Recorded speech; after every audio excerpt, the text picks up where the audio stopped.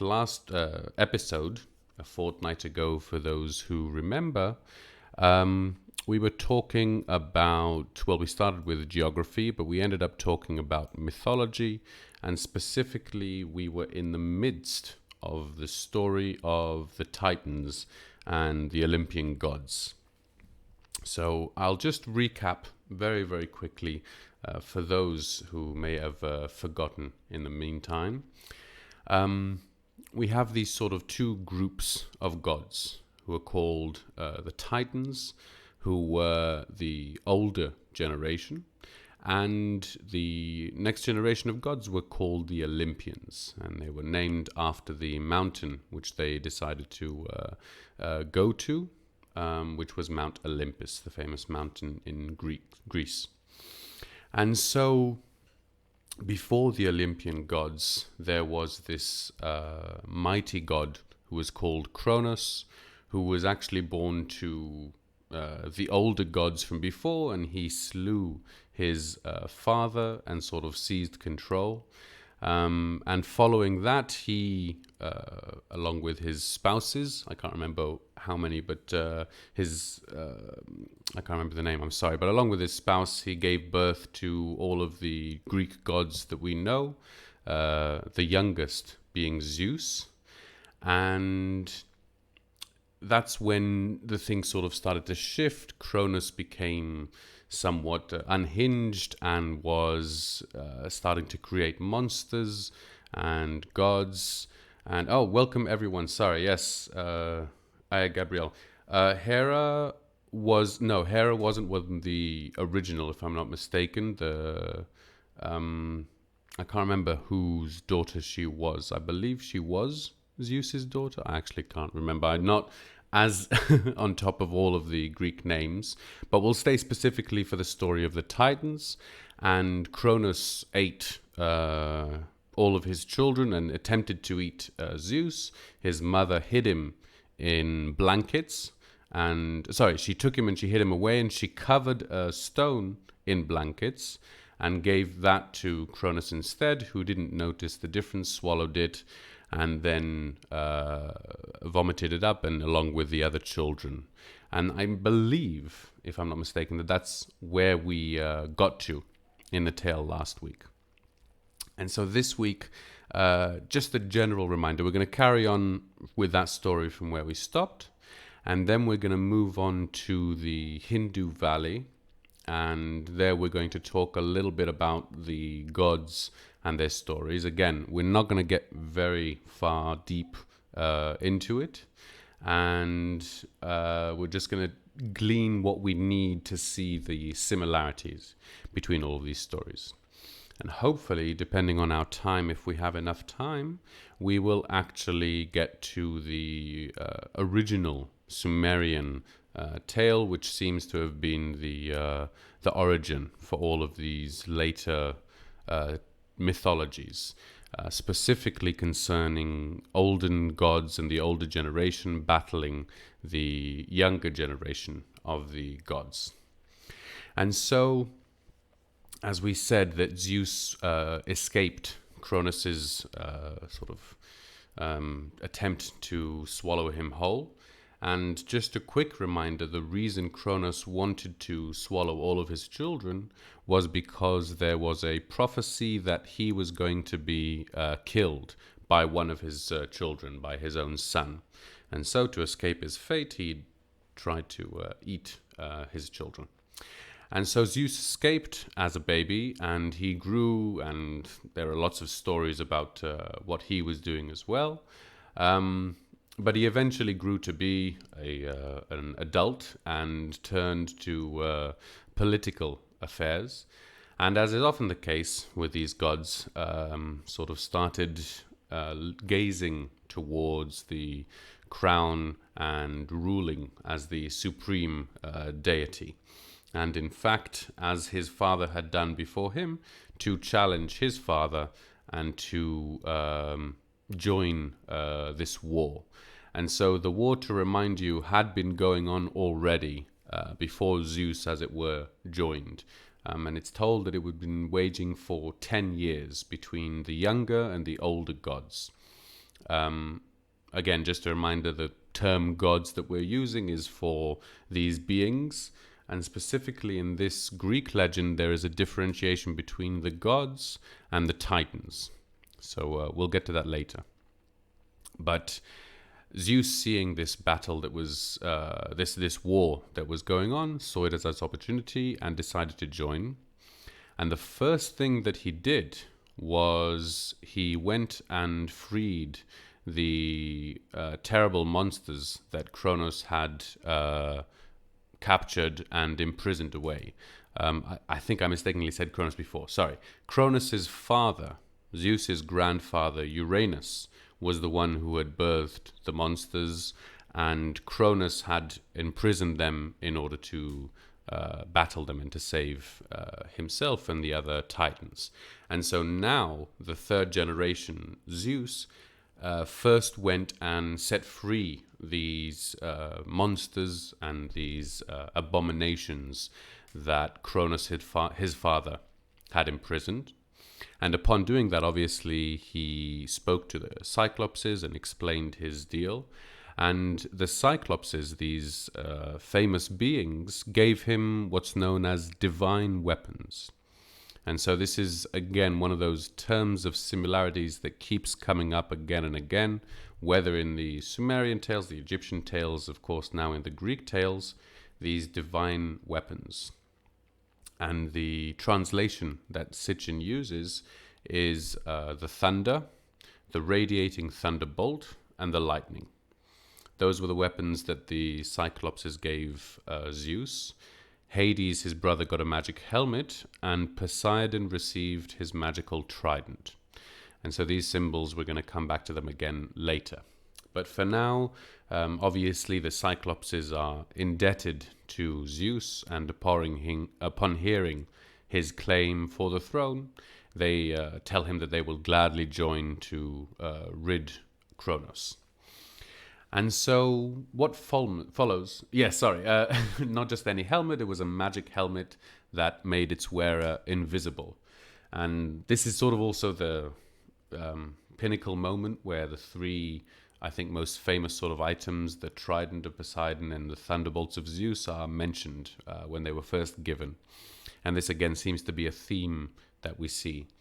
So there was a huge battle that followed, and it's very clear that it was very important for Hesiod, the Greek who is telling this story, to emphasize how global it was, and that it was raging through the sea and through the earth and in the air and all across the world.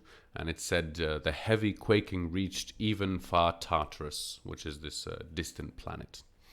So a huge battle that ends up with Zeus actually facing his father Cronus. And so as Zeus battles throughout this war and you know, doing all of the damage that he does, that eventually culminates in this grand epic battle. And in this battle, we are actually introduced to a monster that, it's not actually clear yet, but there is another deity that joins. And this deity is called Typhus in Greek, Typhon in Egyptian, from what I recall. And it was this being that challenges Zeus to his claiming of the throne. And so it's mentioned that Typhon was so strong and he grew to an enormous size. He had 100 heads of snakes, and that he was a dragon, and all of these descriptions of real monstrous things, and that he would surely have won had it not been for the what were they called? But the aiders of Zeus, the other gods who had tricked Typhon into drinking a regular human's drink instead of the god's ambrosia that he thought. And upon drinking this, Typhus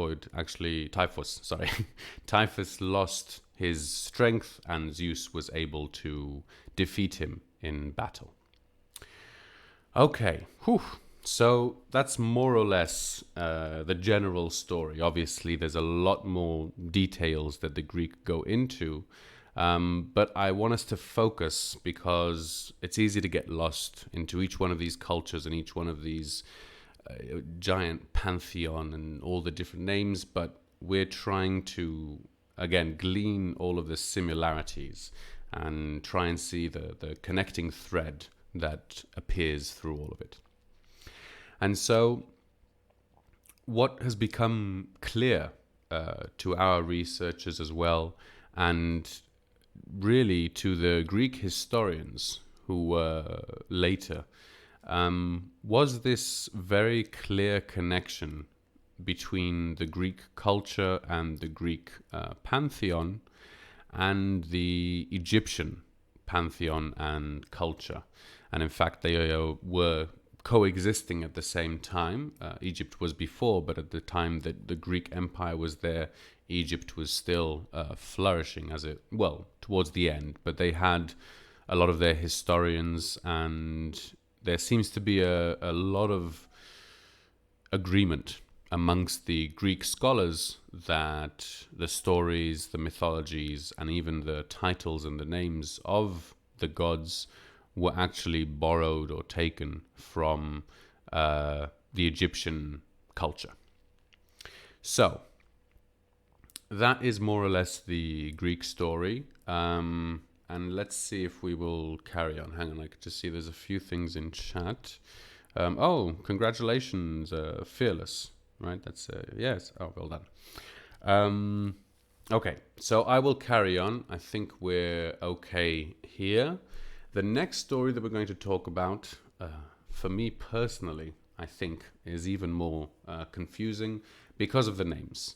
It's the story from the Hindu Valley. Now, as I keep mentioning, there's just so much information, so much research that has been put into the ancient Indo-European culture. And in fact, it was the language of Sanskrit as a Proto-European language, a language that was one of the earliest languages to evolve into Indo-European languages, including the Germanic languages. That was one of the big sparks. That was one of the big sparks that encouraged researchers, and especially in the 18th century, I believe, a lot of German poets and writers were researching and translating a lot of texts that up until that point were only available in Sanskrit. And what they discovered, as was rather interesting and still is, as I'm sure you can guess, that a lot of these stories seem to be, again, very similar to a lot of these stories that we've been hearing about from other cultures, and specifically the Mesopotamian mythologies. And so with the Hindu Valley, with the Indo-European culture, let's just call them by the name that they're given, the Aryan culture, as many of us I'm sure have heard. This very mysterious people who seem to have just migrated from the west, from the north, and arrived at this place and turned it into a flourishing empire that really, almost until today, is still an impressive organization. And with these Aryans came these sacred texts, which in Hindu are called the Vedas.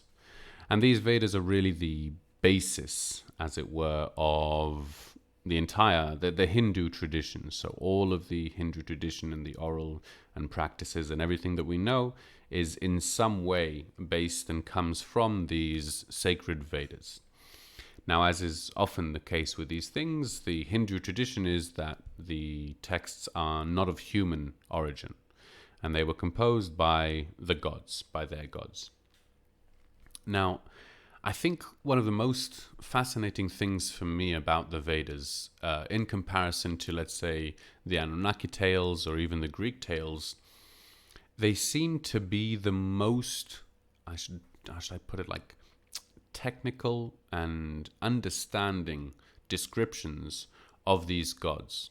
And so if in the Greek texts it seems that there's a lot of poetry in an attempt to describe the technologies and specifically the weaponry, with the Hinduist, they seem to be a lot more focused on the technological side, the scientific side, sort of expressing much less astonishment, as it were, as much as an understanding of how factual these things were. The fact that the gods had vehicles that could fly them through the sky at great speeds. I'm just saying that as my own personal thought, but it's something that I have seemed to have noticed again from the translations, that whenever gods are perceived in a lot of the other cultures, they have this air of mystery, mythology, magic. And with a lot of the Hindu description of the gods, they have their magic and their mystery, but alongside that, they seem to have this technology with an understanding of a sort of factual, scientific side to it. So it's interesting, again, to see these different points of view, to compare and contrast them, and to see if there are any threads that are connecting what we can actually learn from them. And so the Vedas are a vast collection of texts that I honestly don't know much about the different parts. And for us, it really doesn't matter because we're going to jump right into it. And so the Hindu tradition really does tell of a time before the gods, a time before the people, a time before really the existence and the beings that we know was around, and the time where it was first the heavenly bodies, the celestial bodies, the stars. And we can see again this similarity and emphasis on a time before humans were around, a time before the earth was as it was. So there's a lot of similarities in the cosmology and the genesis of planet Earth between the Hindu text, the Sumerian text, etc. So again, an interesting point, but we will move on because there are lots and lots and lots of these Hindu names that I'm trying to avoid as much as possible. But the two names that after a long time I managed to remember for this episode were the deities and the asuras. I think it's asura and not ashura. I'm not sure about my pronunciation, but it's A-S-U-R-A, asura. I apologize if that's a mistake. So these two groups, as it were born to an older goddess. I believe that it's the goddess who begot, who was named Kasyapa. And again, as is often the case, Kasyapa gave birth to many gods, many giants, and many monstrous offspring. So we have this similarity again. Now, of the two groups that were born, the Adityas, we'll mention just a few of them, hoping that some of them will be familiar. Amongst them were Vishnu and Rudra, Tvashtri and Indra. And so if you've never heard of these names, don't worry about it. But these are sort of the more common, well-known in today's texts deities. And so for us, if we're going to compare for a minute, these would be the Olympian gods. Yes, the Zeuses and the Poseidons, as it were.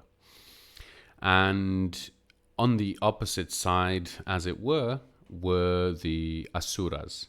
And the Asuras, it is told, were again gods, just like the deities, but with time, since they were sort of at tension with the Adityas, and so the Asuras believed that they were the rightful heirs, as it were, of control, and with the Hindu version it's conquering the earth and controlling the earth.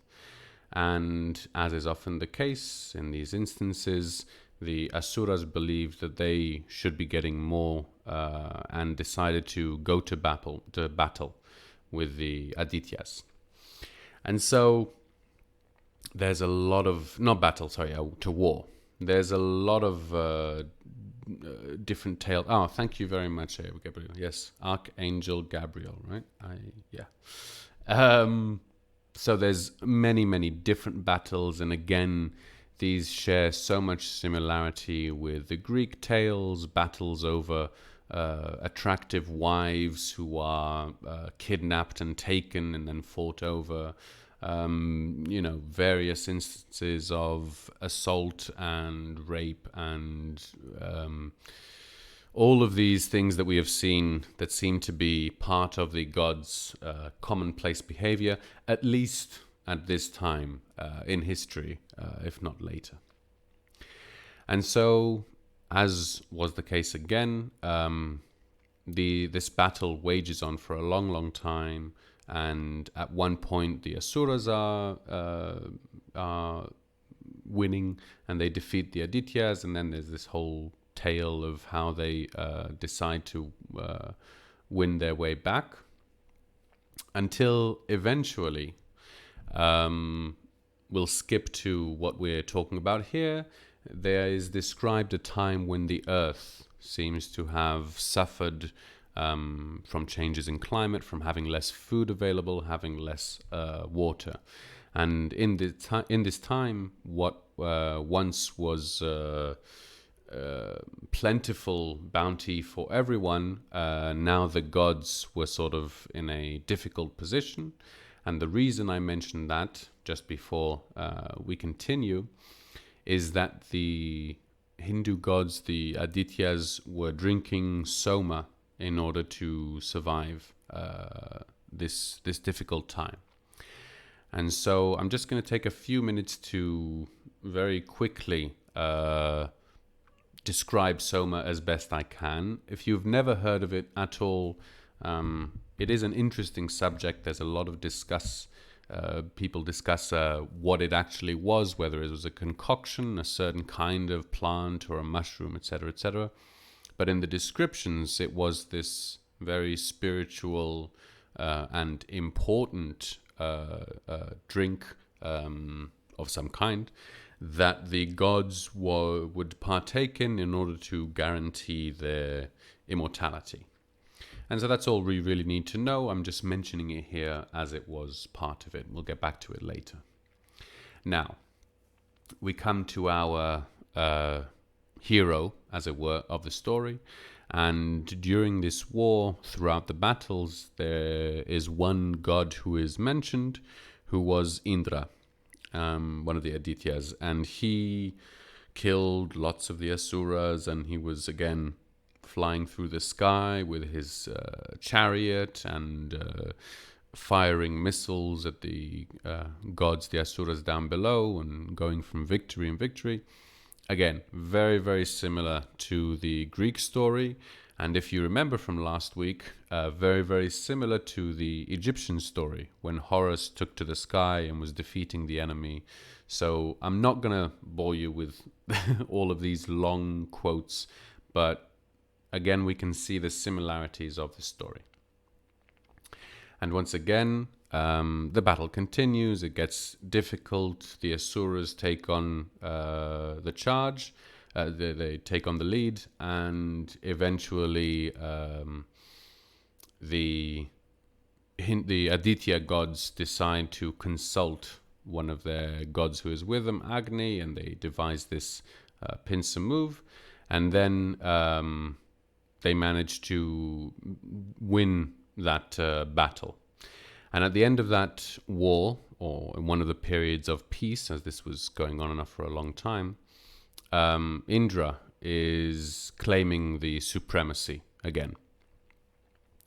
And interestingly enough, just a side note, one of the first things that Indra does once he seizes control is he goes and slays his own father. And Sitchin doesn't actually go into the details of why that happened, just mentions that the Rig Veda asks Indra, who made thy mother a widow, rhetorically. And so we see again all of these similarities. as punishment, Indra is excluded from drinking the soma, and they ascend up to heaven apparently to escape him. Oh, can you hear me now? Is everything okay? If there are problems, please let me know. Otherwise, I will continue, as it were. Hang on. Is that my... Okay. Excellent. Sorry about that. I just wasn't sure. So, Indra, as the other gods go up to heaven to escape, he chases after them, raises his thunder weapon again, and the gods in fear tell him that they will agree for him to have the soma and he doesn't have to shoot. So we're seeing all of these details again, all of these similarities coming from the different stories, the Greek Olympians and the Hindu traditions. And once again, it culminates in this giant battle between Indra and the demon god Vritra, if I am pronouncing that correctly. And okay, so that is the final battle. We're actually not going to talk about the battle right now because we're going to read the quote from it in a later period. But for now, let's see, how are we doing for time? Oh, excellent, 10:30. Okay. So let's look at this very quickly. We see a lot of similarities popping up all over the place. And if we just take these three stories, and in fact, the last two, the Greek and the Hindu stories, we can already see so many things that are in common. So we can start with the sky chariots. And again, this is the Egyptian tale as well. It seems very clear that the ancient people could tell the difference between a boat, a vehicle which was going on the sea, even though this was, some of these things were before seafaring technology. A vehicle of some kind that would go on the land, or as it were, and people walking, and a vehicle that could take to the sky. And I think one of the clear reasons we can tell the difference is because some vehicles, and in the description of the Hindus, were able to go from the sky into the sea. And in fact, when we see that these battles were being fought, they were being fought on all three planes. The second point is these missile weapons. And if we see the paintings and the pictures of some of these Greek and Hindu mythological figures, we can see the weapons that they're holding, or the instruments that they're holding, seem very reminiscent of some kind of missile projectile. And again, this use of the same metaphor of a lightning bolt being shot from a distance, usually from air. So again, we can see lots of things that are repeated over and over in these very, very distant cultures. The sexual behavior of the gods, the misdeeds, the wars that were being fought over the heroines of the stories, and the wars that ultimately always spilled over between the gods and the humans. So we haven't spoken about it here. The Titans and the gods were much, much earlier.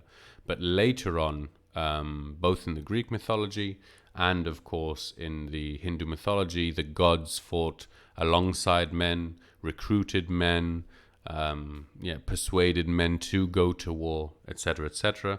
And in fact, we see that very much in Mesopotamian mythologies as well. The next point that I just want to point out before we move on is I spoke about soma. And for those who are who know already, there is an equivalent to soma, as it were, in the Greek mythology, which was the ambrosia, the nectar of the gods. And the ambrosia was not just very sweet tasting drink, but it was a divine drink, and indeed, in much the same way that it was used in the battles in the Hindu tradition, upon freeing the Cyclopses, Zeus gave them all ambrosia to drink, and they were then sort of strengthened and able to go into battle. Now, we won't continue with Soma or Ambrosia much here, since Sitchin also doesn't talk about it as much. We will be getting into it as it has a lot to do with the eternal life, the search for immortality, and the pyramids in Egypt, along with some other megalithic structures. But for now, we are going to continue. Let's see. Okay, I am glad. I think we're going to be just right with the timing this week. Excellent. So, where does that leave us all? What does all of this have to do with any of the Sumerian history that we were going over? Well, at this point, we're actually going to go further back in time. But don't worry, this will all, I hope, make a lot more sense once we move forward. And so now we're going to go right back to the beginning, long before any of this took place, long before the Anunnaki even reached Earth. And if you'll recall from one of the first episodes, before any of this started, there were the gods who were on Nibiru. And the gods who were on Nibiru had a king, and the king was named Alalu. I believe the Sumerian is actually Alalum, and that name comes to us from, I think, the Assyrian, but Alalum, close enough for us to recall. Alalu was the king, and Anu, as some of you may remember, was his cup-bearer.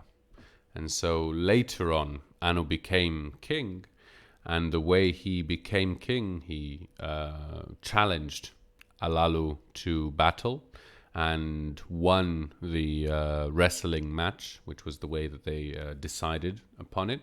And Anu became king, and Alalu was expelled. And this, in fact, started our whole story back then of why Alalu came to Earth and what followed from there. So why are we talking about all this, and what does it have to do with anything else? Well, after Alalu came to Earth, we sort of don't hear about him much. There's so much going on with Enki and Enlil and all of their projects, and once humans are created, as it were, it's very clear that we have a lot to go through. But Alalu seems to have carried on playing a part, or his part, in the story. And in fact, this seems to be the earlier allusion to the Titans and the wars between the gods, the elders and the later ones. And so we're going to look further back to when Anu actually came to Earth. And so, if you recall, at the time in the beginning, Enlil and Enki were in dispute, as it were, over who is going to rule, command the Earth project, the Earth, mission. And so, to decide between all of this and to make it clear that who is the rightful commander, Anu decides to come to Earth. And this is in fact the first time that he comes to Earth, and he draws a lot, as it were. The three of them draw a lot. It's not entirely clear how this is decided. It's presented as if Anu was willing to risk his kingship on Nibiru, and as it were, placed it as well in the cards. For those who don't recall, if I haven't, it's been a while since, so I'll just go over very quickly. There were three kingdoms, as it were, to rule over. Nibiru, which was king of all the Anunnaki, the mission control on Earth, which was running the show here, and then there was the Abzu in the southern part of Africa, which was overseeing the mining operations. And as luck would have it, or not, Anu was given control of Nibiru, and he went up back to Nibiru.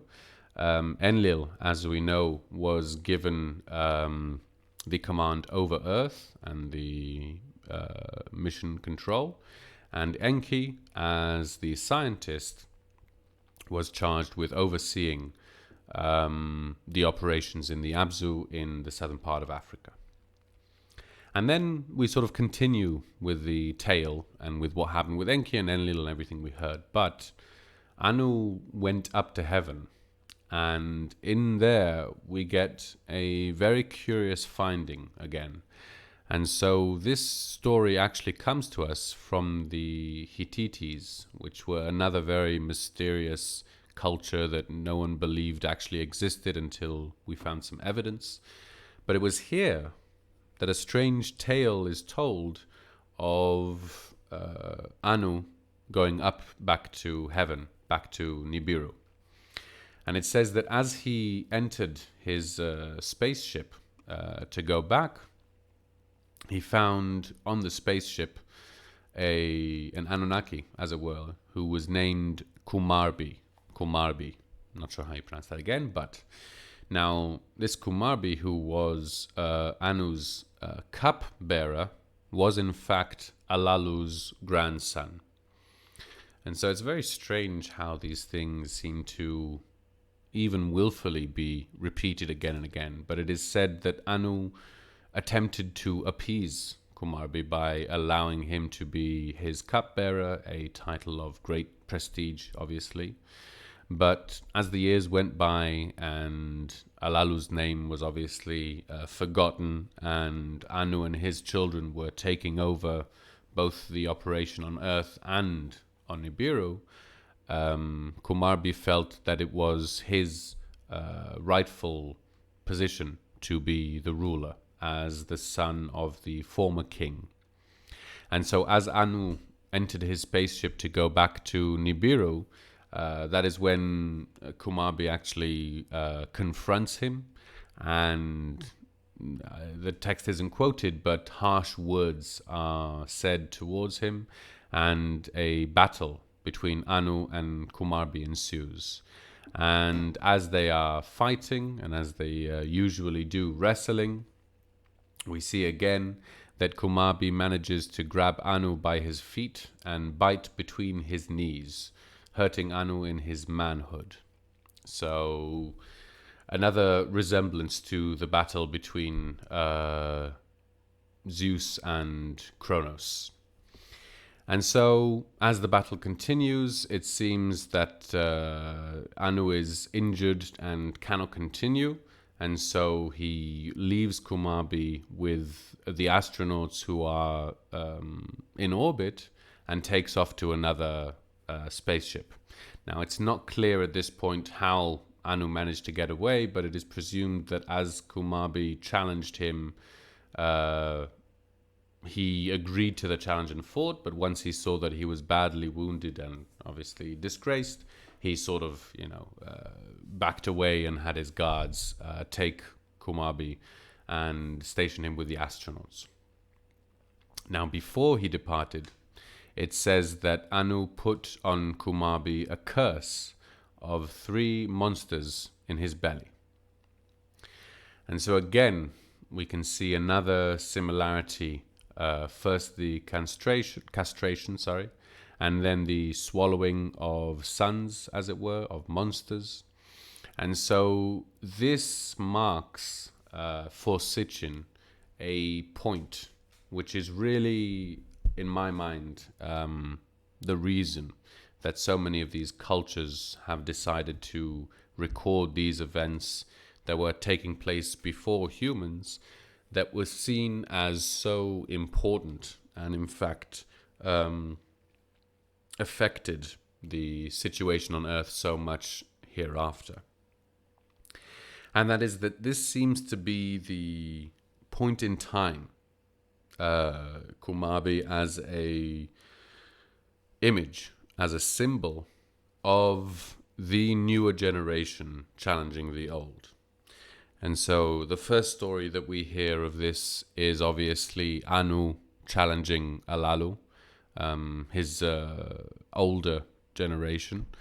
And then from that moment, we see every new generation of gods who are born eventually challenging the older generation. And this seems to have been a momentous occasion in history where it's not really at one point, because in all of the tales, this was a war. And a war that was waging between 10 years and 100 years and maybe even 1,000 years, depending on whose description we read. But this was a very long period of time where the war was both made of battles between the gods, between the aerial weaponry that they had. But at the same time, and perhaps even more importantly, it seems to symbolize a change in the way of thinking of the gods. And okay, we have exactly 15 minutes, so I think that should be perfect. Next week we're going to continue a little bit more, but for now I want to make one final point with the last few minutes that I have. It seems to me, at least, and again, this is very much my personal thought, but as these wars were waging, as we have seen in our own lifetimes, there seems to be a challenging of the older generation. If we look back at the beginning of the stories of the Anunnaki, if we examine both the role of Enki and the role of Enlil, we see them as seeing themselves very, very distant from humans, from Earth. They absolutely feel alien, feel that their home is Nibiru, is a distant, faraway planet, and are constantly working under the assumption that this is temporary. That the fact that we are here now doing this is a temporary fix, and we are working towards a goal of leaving Earth. However that may be, I'm sure we're not thinking about the specifics, but there's this hope and dream that this is all going to come to an end and we get to go back home in the end. And that was true for the gods who came from Nibiru and the gods who knew the other life on Nibiru. But as they stayed here longer and longer, and indeed biologically changed to the Earth cycles, the next generation of gods who were born no longer had that perspective. And so they didn't view Nibiru as a home away from home. They viewed it as an alien planet, since they had never been.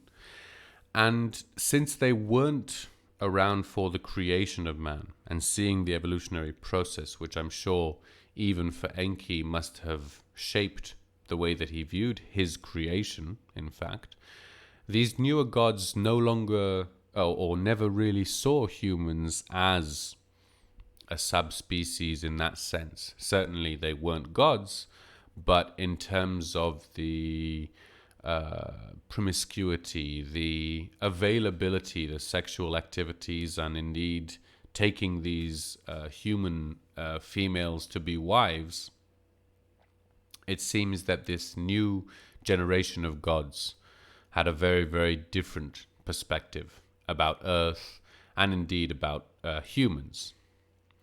And this seems to have led to a shift in the consciousness at that time.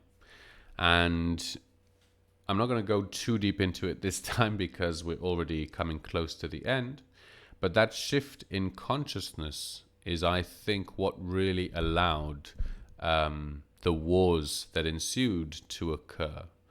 Because it was only once the next generation of gods viewed Earth not only as a mission, not only as a way to gain status, as perhaps Enlil or Enki's viewed it, but indeed as the throne itself, as the goal. And so now it's seen that controlling Earth, gaining the supremacy amongst the other gods, and indeed winning this challenge and this battle between the two sides, is suddenly given much, much more importance in the eyes of these newer gods. And so suddenly shifting their focus and their attention from sifting and mining the gold, shipping it back to Nibiru, which was really the only reason they were here in the first place, just for that point alone. Now it's become life ambitions, attempting to control more land, attempting to control different buildings and different strategic places in the land. And this all builds up to what we see as the big period of war that was going on between these two factions.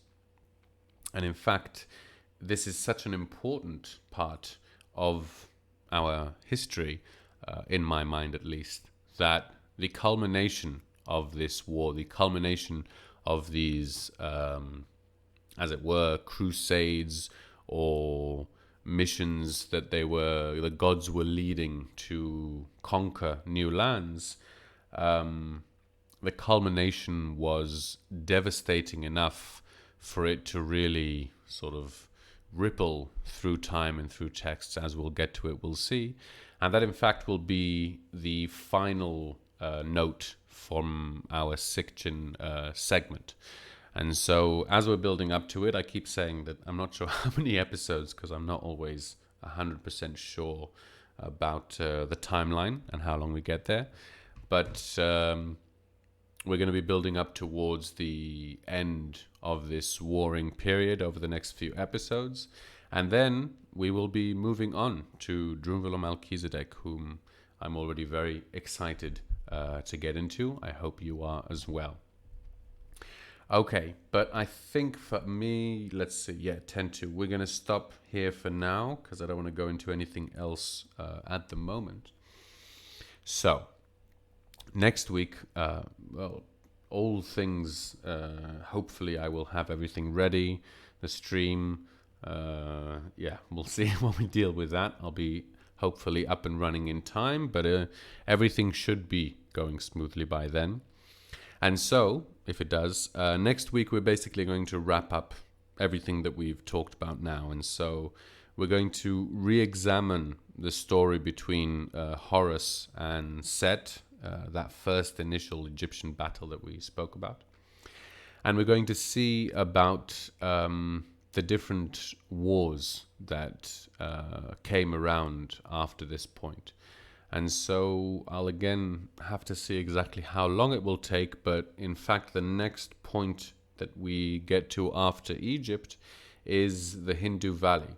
And Sitchin, in my mind, does amazing work at investigating and discovering where this culture came from, why, and in fact the deity who was leading them and who was a huge influence on that culture. So we're going to get into all that then. The deity, in fact, was Inanna, Ishtar, for those who recognize. And you know what? Okay, before I finish, I would just like to mention one thing. My chat isn't really working, so I'm not sure if I can scroll back. But somebody mentioned the linguistics. I can't remember who it was. One moment. Oh, wow. I'm sorry. I was been completely away from chat for the whole time. Thank you all so much for your excellent contributions, all the Sumerian pictures, etc. Whoever it was who mentioned the linguistics, thank you very much. So, Sitchin mentions many of the Greek names and indeed the Hindu names. Ashura is a very, very similar name to the Assyrian race's culture, or Ashur, who was the deity, one of the Babylonian deities. And so another little tidbit that he has is in fact the word Titan. Now, the word Titan is a very confusing word as it is, and Sitchin mentions, I haven't researched this thoroughly, but he says that we don't really have a meaning of the word Titan. But if, as he suggests, the Titan mythology is actually based on the Sumerian origin, then perhaps the god's names was the god's name was a Sumerian name. Titan, as it is written in English, as it were, can be syllabalized into the Sumerian with the ti, ta, an, right? Tai, ti, ta, an. And that would literally mean those who in heaven live. So isn't that interesting that the definition of the gods who came before the Olympians, before the gods who settled near Greece, was in Sumerian those who in heaven, those who from the sky come, those who in heaven live. Yes, etymology, exactly. I'm so glad to find people who share this passion, because in my mind at least, the etymology really is a crucial part of the understanding and of the ability to investigate. Because if we only base ourselves on the very, very, very few fragments that we can find of stories and, you know, this part is etched off, etc., with the etymology, it's a lot easier, I think, or not easier, but a lot more precise to look through and to be able to see the evolution of the word throughout time. And tracing it back, especially when you know a language, when you know it well enough, you can recognize more easily the additions because they stand out. And in fact, all of our language we know are an amalgamy, and they've been influenced by the languages around. But still, we have these very large groupings of lots and lots and lots of languages that came out of X, but they all share this common ground.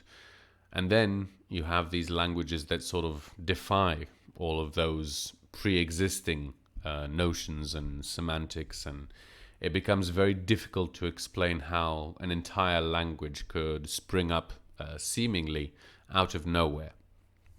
So yes, I'm very pleased that you joined me for this etymological tale, and I will be happy to keep bringing more of these examples, as obviously Sitchin does.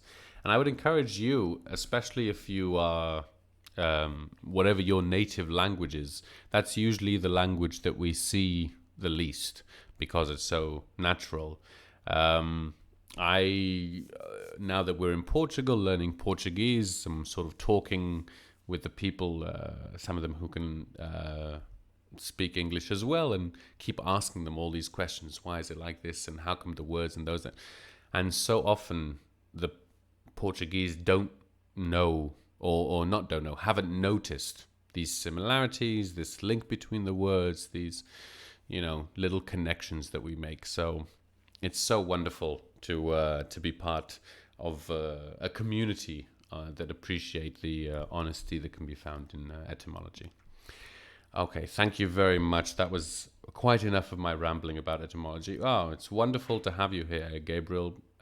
Pleased to have you as a member of the audience.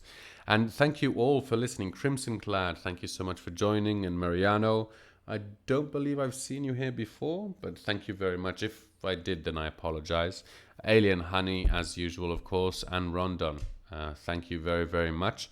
Is there a show afterwards today? Let's see in chat. We'll find out. I always try to remember, but not always manage to. And of course, this week, I'm afraid I'm not going to have the outro, or as I didn't have the intro, because all of my files have disappeared. So I hope I'll be able to retrieve them somehow for next week. But for now, you're going to have to leave with the sound of my soothing voice, as it were. Okay, so there's no show today. Oh, why not? Okay. Fearless. Oh, it's straight after. I saw Fearless was here before, but now I can't find it anywhere. Oh, Mariano, thank you for the pictures. What's what is the one in the middle? I don't recognize it. I think the top and the bottom, if I'm not mistaken, are from the rock opera, the Brazilian rock opera I mentioned before. Worth the watch, in my mind at least. But I don't recognize the picture in the middle, if you can see in chat. Oh, sorry. Anyway, so is there a show in... Oh, there is Crim in 2 hours. Ah, I see. You were talking about Fearless, sorry. Because Fearless is now gone. Okay, so what's Fearless's show? Yeah, I like the middle one's style, but I can't seem to place it anywhere. It's Mariana, right? Yeah, where is that? What is that from? It looks like a show. It doesn't look like a static picture, but I've no idea. Anyway, okay. We're excellent. The Anunnaki are due to return to Earth to fix what they had dirtied. Our Jack DNA in order to accelerate a spiritual awakening of the evolution of human consciousness. That's the source. Thank you. I can't wait. I'll be honest with you guys. I think Sitchin, it's kind of like studying a new subject, as it was. You have to get through the basics. You have to get through the fundamentals. And they're usually more boring, or I should say less interesting, but they're sort of necessary. And so, in my mind, Sitchin is the basics, the linguistics, the fundamentals, and then once we have that out of the way, we'll be able to fly with the really interesting stuff. So, thank you very much for listening, for joining me. I've been Olev. I hope you enjoyed it, and have a wonderful week.